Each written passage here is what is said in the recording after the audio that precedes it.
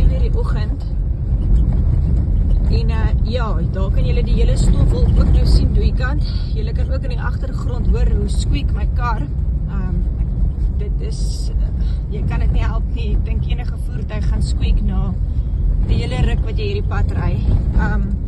Okay, nou kan ek soos niks voor my sien nie. Dis vol van die lorries stof. Hier voor kom nou nog 'n kar aangery. So ek moet heeltemal aan die linkerkant van die pad ry, sodat ons nie mekaar vasry nie.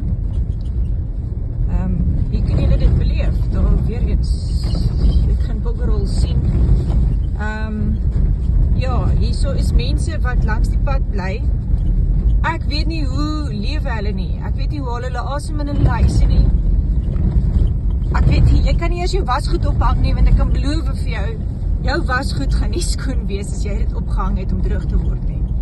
Kinders kan nie buite speel nie. Ek weet nie hoe al diere asem in hierdie stof nie. Dit is verskriklik. Dit is wat ek bedoel met, hulle spuit nie eers die pad nat, en dan julle hierdie gate, ek weet nie, ek ry 20 km/h, 10 km/h, jy kan nie vinniger as dit ry nie. Die pad is net horrible. Ja, dit is hoe dit lyk in die oggende. Ek het nou gisterand 'n video gepost van hoe dit lyk in die aand. Dit is nie verskillend nie. Die oggend is net 'n ander view as wat dit in die aand is, maar die probleem bly presies dieselfde.